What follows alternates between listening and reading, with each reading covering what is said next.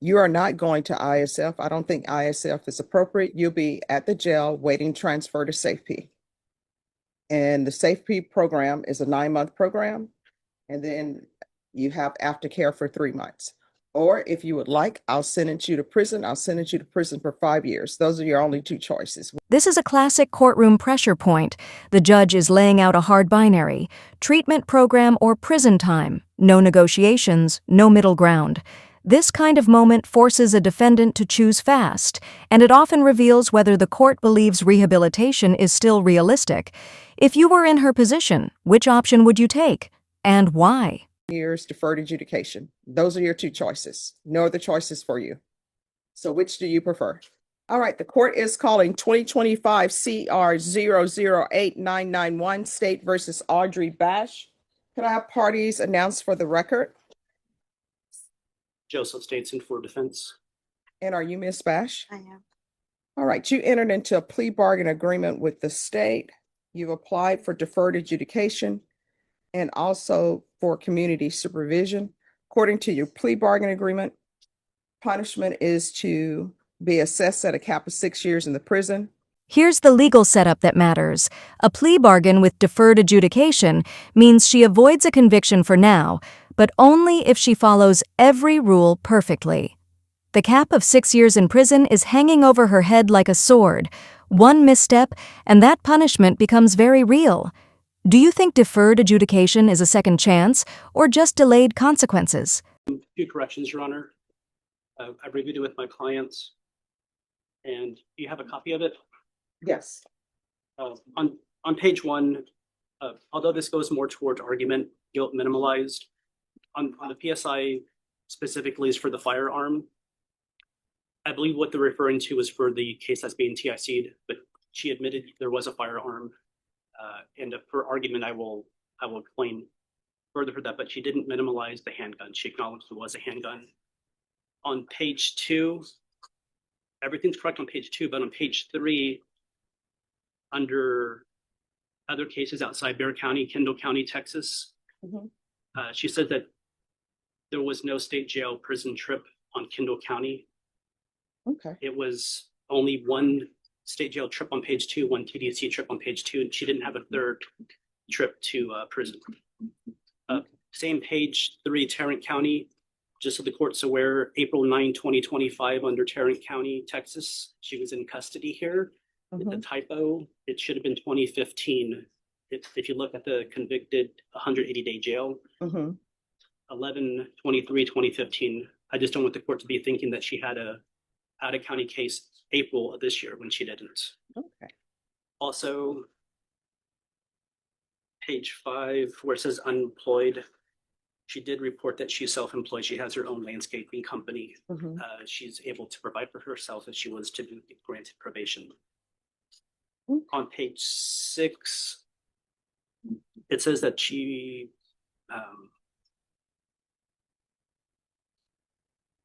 although to the left it says none for DWI education, to the right it says yes, which could be for AANA. She has done AA. She just wants the court to be aware that she's never had a DWI. She's never had to take DWI education class.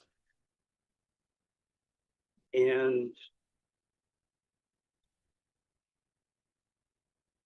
page 9, although this is not really a correction, it's just so I can point out, they wanted proof of full-time employment under other within 30 days and provide proof of education within 30 days.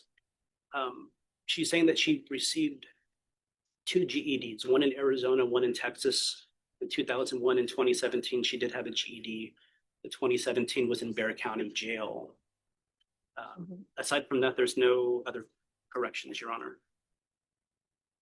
All right. State, you're opposed to the application? Yes, Judge. Yeah, again, I don't have any evidence. Okay. All right. Anything your client wishes to say? Yes, Your Honor. I would like to call her, but if I can do some argument first. We were here previously. Well, Okay. I think it's best that I take testimony and then I'll allow both parties to do argument. Can I call Audrey Bash? Yes. Could you raise your right hand? Do you solemnly swear or affirm the testimony you give will be the truth and nothing but the truth, so help you God? All right, you can lower your hand. Ms. Bass, you're currently on probation supervised from this court. Yes? Yes. All right, you need to speak up so the court reporter can hear. And you're asking this judge to grant you reinstatement and probation on this new offense? Absolutely. Yes, yes, yes. You're willing? Okay, so here's the thing. I can barely hear you. You're a distance away from the court reporter. I know the court reporter is struggling. You need to speak up. Yes, ma'am. Yes. You're willing to do anything this judge imposes of you for probation? Absolutely. And Then, I'm sorry. Then why haven't you been doing it? Like people always say, I'll do whatever you want me to do on probation. You're already on probation. In your statement on page 7, it states, when asked why she felt she should be granted probation, the defendant stated, it's hard to be in jail. I don't want to be here or in prison. If you don't want to be in jail and if you don't want to be in prison, then why do you keep doing it? This exchange cuts to the emotional core of the case. The judge isn't just questioning the facts, she's questioning credibility and patterns of behavior.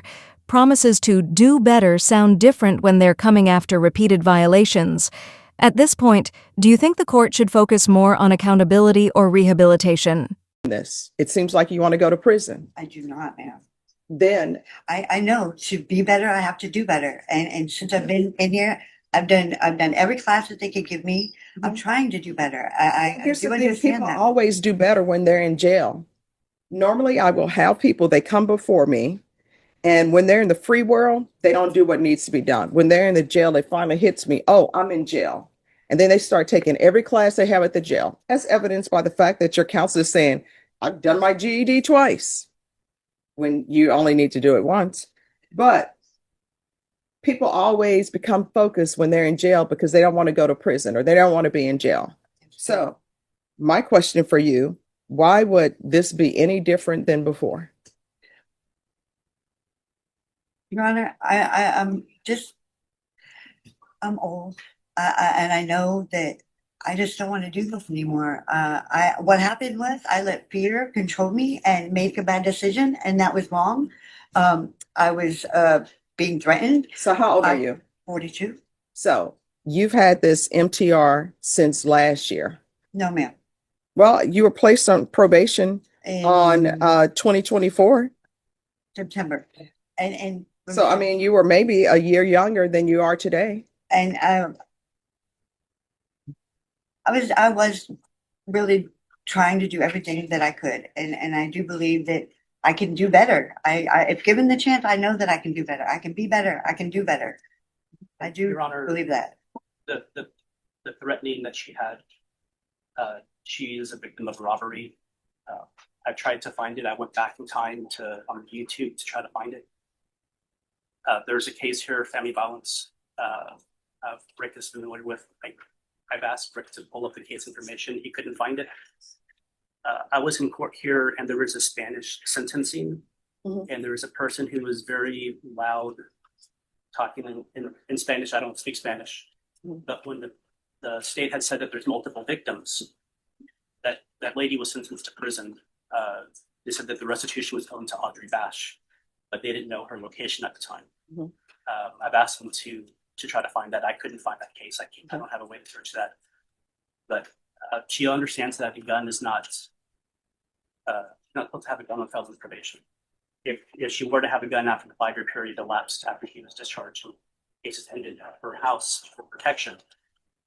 But she had some bad relationships. She had struggled. She had a relapse. She wants to be a licensed clinician, dependent counseling to help other addicts recover. She believes she can stay sober. She won't be around firearms. I've never had somebody take upwards of 20 classes at the jail. People usually take 2 to 3. And she, not only took, I think it was 19 classes, but the AA meetings and NA meetings she's done, it's multiple. It's not just 1 or 2. She's actually participating. She's not crossing her arms, defiant. She's willing to do probation. It's her first MTR. I know that there's 2 new offenses, hoping that you would give her a chance. All right, state. I guess I did have some questions for the defendant. Oh, you may proceed. Ms. Bash, so you were placed on felony probation in September of 2024, correct? Yeah. Okay. And so as part of your conditions of probation, you were supposed to report to your probation officer. Do you recall that? Yes. Okay. And so it would appear that the last time that you reported to your probation officer was in February of 2025. Is that correct? No, I didn't. March also, I was in my class with my teacher, we reported by phone. I'm not talking about, I'm talking about going to the probation officer and meeting with your assigned person at the field office. Okay, so the last time you did that was in February 2025, correct? Yes, ma'am. Okay. And the address that you provided to probation at the time that you were placed on there was 1126 King Avenue, apartment 6. Were you living at that address up until your arrest? No, oh, yes, no, ma'am, I had moved, but I told them on my mother. Okay, and what was you told them your new address? Yes. Okay. Now, as part of, because you are on felony probation for drug possession, you acknowledge that, right? Yeah. Okay, and so part of the conditions that the court placed on you to help address this issue is for you to go to partake in urinalysis. You recall that, right? Okay, and so you had been ordered many times. So starting in January 2025, you did report to provide a urinalysis. Is that correct? Yes. And that was positive for amphetamines and marijuana, correct? I believe so. Okay, and then in February of 2025, you did not appear to provide a urinalysis, correct? I don't remember. I don't remember being told to do it that day. You don't remember being told to do No. it that day? Well, I guess it's fair to say the last time that you did it was in January of 2025, right? Okay. So the last time that you provided urinalysis was in January of 2025? Yes, ma'am. Okay. And so then in your PSI, you deny that you were under the influence of any alcohol or drugs at the time of your new arrest. Do you recall that? Yes, ma'am. But when we look at the stipulated evidence, the officer states that when he approached you, you appeared to be sleeping in your vehicle. Do you acknowledge that? Yes, ma'am. Okay. It was raining and the roads were wet and I pulled over rather than getting in an accident, rather than, I fell asleep driving one time before and I killed myself. And I would rather not do that again. I wasn't on drugs because if I had been, I would have been awake. Okay. And so I what didn't is know this they that the were- officer is saying that he could smell marijuana in your motor vehicle? I was asleep. I wasn't smoking, I was asleep. So when was the last time that you smoked marijuana in that vehicle? I don't remember. You don't remember? No, ma'am. Okay. And I don't think it was me. I think it was the person that I let my car to. Just earlier that day. Okay. So then further in your PSI, you state that the last time that you had used methamphetamines was 10 months prior to your arrest. Is that what you said? I believe so. Okay. But I you were did. found in possession of methamphetamine I on the did, date yeah. of the offense, correct? I did not know that it was there. If it had been mine, it would have been on my person. I would have known that. I didn't know that it was in the floorboard of my car because I gave somebody a ride to work. It would have been, in my possession. I really did not know that. Okay. Well, notwithstanding you